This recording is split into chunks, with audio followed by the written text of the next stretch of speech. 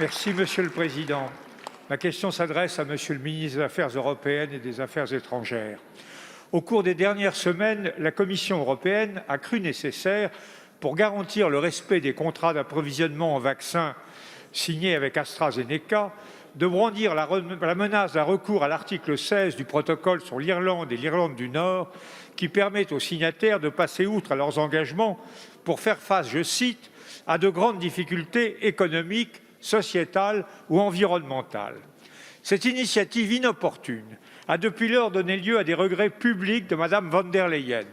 Elle n'en a pas moins suscité une inquiétude légitime devant le risque de remise en cause d'un principe de liberté des échanges sur le territoire irlandais qui avait été affirmé dans un triple but: préserver les accords de paix du Vendredi saint, éviter la ghettoisation économique de la République d'Irlande et paver la voie à une éventuelle réunification politique de la nation irlandaise. Comme il était prévisible, l'évocation intempestive de ce recours à l'article 16 n'en a pas moins été abusivement exploitée par Belfast et Londres pour dénoncer à la fois le calendrier d'application, la rigueur prétendue excessive des dispositions et même la légitimité de principe de ce protocole.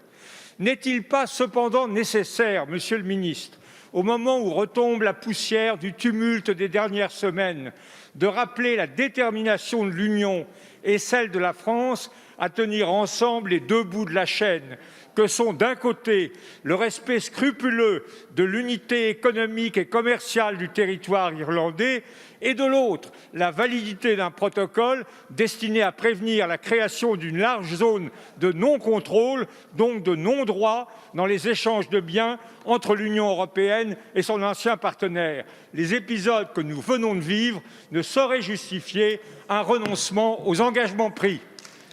Merci, monsieur le député. La parole est à monsieur Jean-Yves Le Drian, ministre de l'Europe et des Affaires étrangères. Oui, monsieur le président Bourlanges, il est vrai que la Commission, en janvier dernier, a mis en place une mesure de contrôle des exportations liées au vaccin qui aurait pu entraîner la reconstitution d'une barrière douanière entre l'Irlande du Nord et la République d'Irlande. C'était une erreur. La Commission européenne s'en est immédiatement expliquée par la voix de sa présidente, qui l'a officiellement regretté. Cette réaction immédiate était plus que bienvenue, car il fallait impérativement dissiper les inquiétudes qui avaient pu se manifester.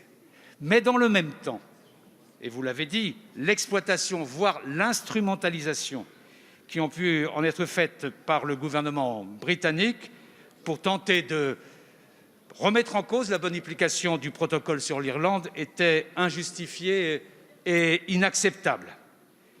Pour notre part, l'épisode est à nos yeux clos désormais et tous nos efforts doivent être concentrés pour garantir l'application effective du protocole sur l'Irlande directement lié à l'accord de retrait pour deux raisons qu'il importe de faire respecter. D'abord parce qu'en permettant que ne soit pas restaurée la frontière entre l'Irlande du Nord et la République d'Irlande, ce protocole garantit les accords de paix du Vendredi saint. Vous y avez fait référence, mais il importe que nous soyons très vigilants sur ce point. Et la deuxième raison, c'est qu'en prévoyant des règles précises en matière de contrôle douanier et sanitaire sur les marchandises d'un pays tiers entrant dans l'Union, il préserve l'intégrité et l'intégralité du marché unique. Donc c'est un protocole qui repose sur un équilibre capital.